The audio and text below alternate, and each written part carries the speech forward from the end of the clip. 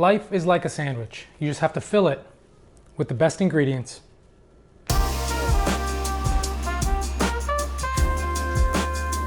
First things first. Look at this. This sandwich is terrible. Everywhere you go, they always give you these misshaped, shoddy meats. Look. Haven't had a decent sandwich in 13 years. Now, before we get started, I just want to say one thing. I get it. This sandwich isn't going to be easy to make for everyone because these two ingredients aren't easy to find. They're typically in a specialty shop or an Italian bakery, anything like that. And the point of this video is to get you to try something new because you might like it, then you might introduce it to a friend or a family, and then they will like it, and so on and so on.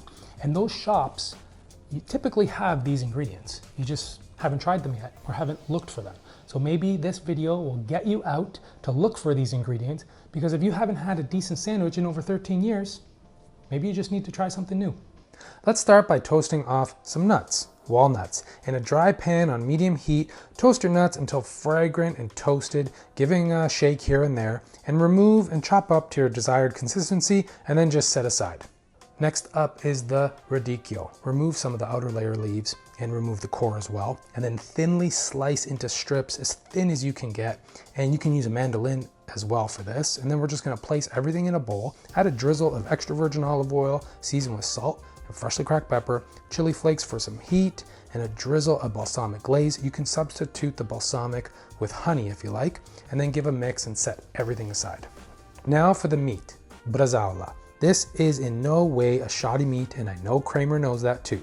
This is an air-dried salted beef, aged for about 2 to 3 months. It is deep red in color. It's lean, it's the eye of the round.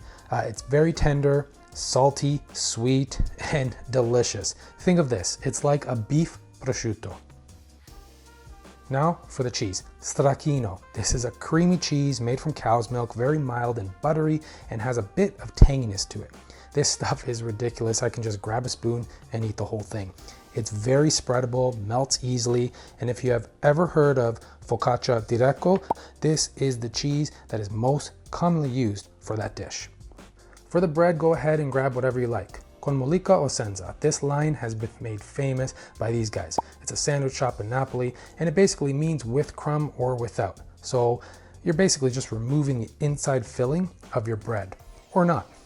They say it allows you to just fill up the sandwich more if you remove some of the crumb, and this is totally optional.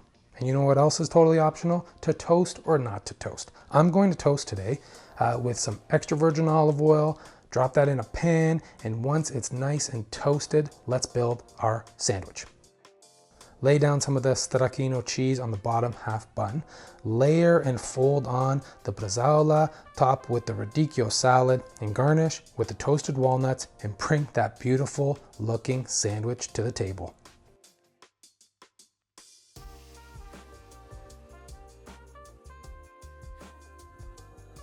See what happens when you try new ingredients? They can become your new favorite. This sandwich is delicious. The cheese is buttery, and look at it, it's like melting. It's perfect. The bresaola is salty, but mild in flavor. The radicchio adds a nice bitterness to it with the balsamic glaze, a little bit of acid. The crunch from the walnuts, all on a crusty bread. Oh, I hope you give this recipe a go. And as always, the full recipe is in the link in the description below. Please like and comment. Don't forget to hit that subscribe button. And until next time, ciao.